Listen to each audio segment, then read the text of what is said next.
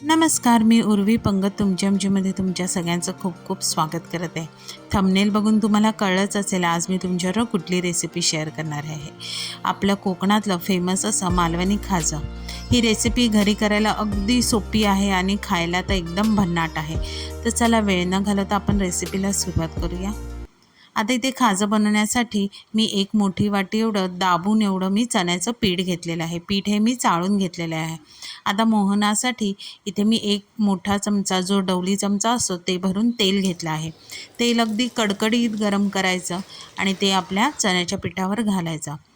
गरम असल्यामुळे सुरुवातीला आपण चमच्याच्या सहाय्याने छान असं मिक्स करून घ्यायचं आहे.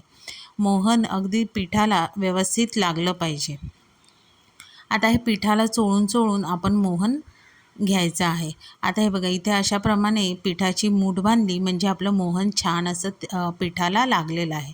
आता थोडं थोडं पाण्याचा वापर करायचा आणि ह्याचा मऊसूत असा पिठाचा गोळा मळून घ्यायचा आहे.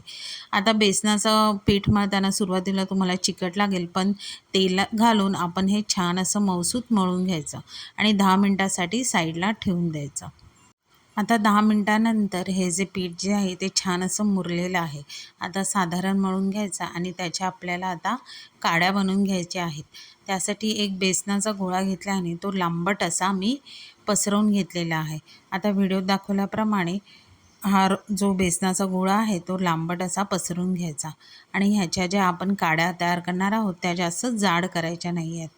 आता मी इथे ज्या काड्या आहेत त्या सुरीने किंवा पिझ्झा कटरने तुम्ही कापून घेऊ शकता.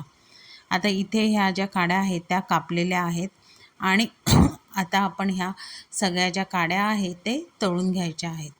आता हे तळण्यासाठी इथे मी तेल तापत ठेवलेलं आहे.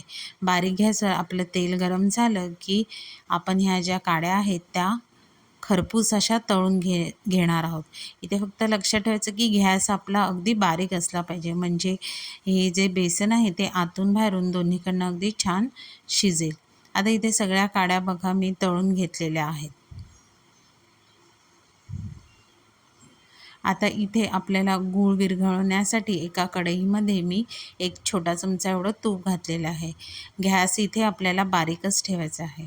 ज्या वाटीने आपण इथे बेसन घेतलेलं त्याच वाटीने चिरलेला गूळ घ्यायचा आहे आणि गूळ विरघळेपर्यंतच आपल्याला इथे गूळ गरम करून घ्यायचा आहे. लक्षात ठेवा इथे आपल्याला कुठल्याही प्रकारचा पाक करायचा नाही आहे.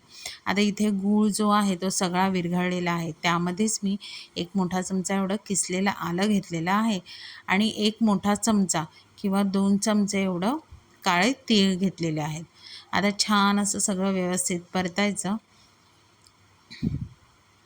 आणि त्यामध्ये आपल्याला जे आपण बेसनाच्या काड्या तळून घेतलेल्या त्यामध्ये घालायच्या आहेत. आता इथे बेसनाच्या काड्या घालून व्यवस्थित त्याला गुळाचं जे मिश्रण आहे ते सगळ्या काड्यांना लागलं पाहिजे असं मिक्स करून घ्यायचं आहे. इथे गॅस मात्र आपला चालूच आहे. अगदी बारीक गॅसवर हे काम करायचं आहे. आता तुम्हाला वाटलं की हे व्यवस्थित सगळ्या काड्यांना मिक्स झालेलं आहे, अशा वेळेला आपल्याला गॅस बंद करायचा.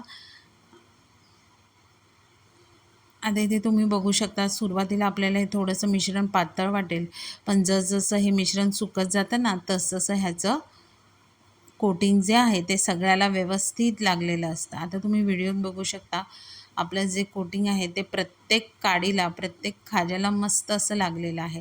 आता इथे मी तुम्हाला तोडून पण दाखवलं बघा, किती छान अगदी मस्त खुसखुशीत झालेलं आहे. मग नक्की तुम्ही हे मालवणी जत्रेतलं खाजं घरी करून बघा. रेसिपी आवडली तर रेसिपीला लाईक करा, शेअर करा, कमेंट करा. चॅनलवर नवीन असाल तर चॅनलला सबस्क्राईब करा आणि अशाच नवीन व्हिडिओंच्या नोटिफिकेशनसाठी बेल आयकॉनला प्रेस करायला विसरू नका. तोपर्यंत मस्त मस्त राहा.